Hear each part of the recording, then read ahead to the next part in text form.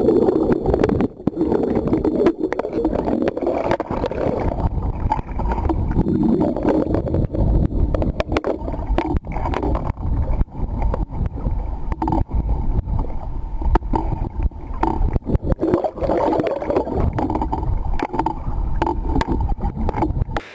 suivi sa traversée de Dakar jusqu'à Kourou et j'avais un ami qui était radioamateur et on faisait des vacations tous les soirs avec le bateau accompagnateur qui s'appelait l'Assidius. Et donc j'ai suivi la traversée de Christian Marty et en plus on a eu la chance que Christian Marty arrive à Kourou, sur la plage de Kourou. Donc je suis allé au-devant de lui à l'époque, c'était dans les années 80. Je suis allé au-devant de lui en planche à voile.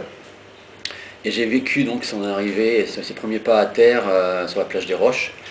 C'était vraiment émouvant, il y avait pas mal de monde aussi et il était accueilli comme un héros. Et quand je suis arrivé sur la plage de Cayenne, j'ai pensé à lui parce que c'était un moment émouvant de mon adolescence, ça m'avait vraiment marqué.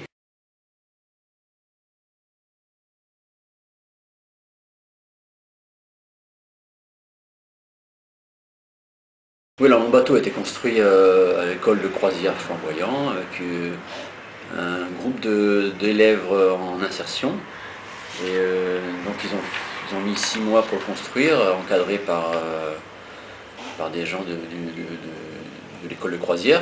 Donc moi j'allais aller voir l'évolution de la construction tous les jours. Et donc c'est vrai, on a sympathisé, c'était vraiment une équipe assez soudée, et l'ambiance était vraiment très sympa. Pour mon équipe, après, pour la course, donc j'ai trouvé un routeur pendant le prologue, qui s'appelle Dominique Conin, un routeur professionnel, donc très sympathique. Et dans mon équipe, il y a aussi Jean-Pierre Salarié, qui a fait la première édition. Lui, il m'a donné beaucoup de conseils au niveau pour ramer, pour des petits détails de tous les jours qui m'ont bien aidé après en mer. Quoi. Donc son expérience m'a bien été utile pour cette traversée. Et dans mon équipe, il y avait aussi mon frère qui s'est vraiment impliqué dans la course, qui m'a bien aidé moralement. Il m'a appelé souvent au téléphone. Et il y avait aussi Jean-Christophe Lassalarié, le frère de Jean-Pierre, qui lui est à La Réunion, qui vit à La Réunion. Lui m'envoyait des SMS 3 fois par jour pour me donner les positions de mes poursuivants.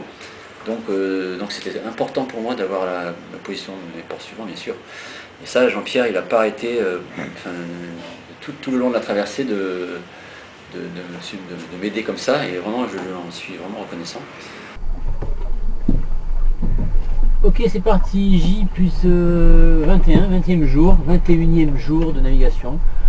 Il fait beau maintenant, j'ai discuté avec mon frère, sympa, sinon ce matin il a plu, un petit peu, première pluie. Voilà, sinon j'ai réussi à recevoir et envoyer mes mails, c'est bon. Et là, d'ici un quart d'heure, je rattaque la course. J'ai les mains un peu abîmées, mais pas beaucoup. Je monte pas mes fesses parce que là ça fait peur. Voilà. Bon, allez, gros bisous. Fini pour aujourd'hui. Dans mon staff, il y avait bien sûr mon épouse qui m'a aidé pendant toute la préparation, à Saint-Louis aussi pour tout ce qui est logistique. Ma femme envoyait des mails tous les jours, c'était vraiment important. Moi je regardais tous les midis, je m'arrêtais de ramer et j'ouvrais ma messagerie.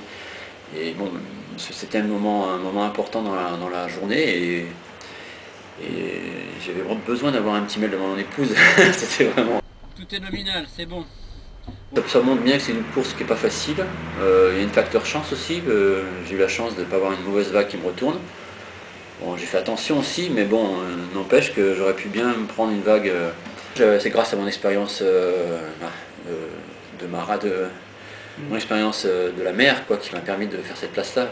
Dans les inscrits cette année, dans cette édition 2009, il y a eu beaucoup de concurrents qui n'avaient pas d'expérience de la mer. Et ça, c'était primordial.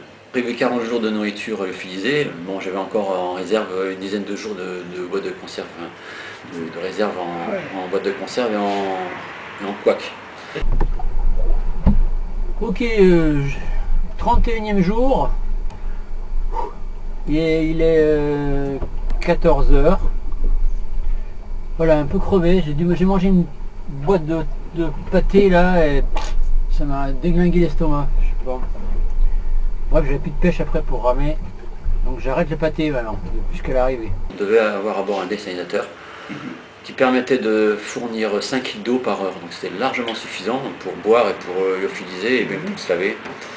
Chose que j'ai pas faite, j'ai pas utilisé d'eau douce pour me laver, j'ai utilisé que de l'eau de mer.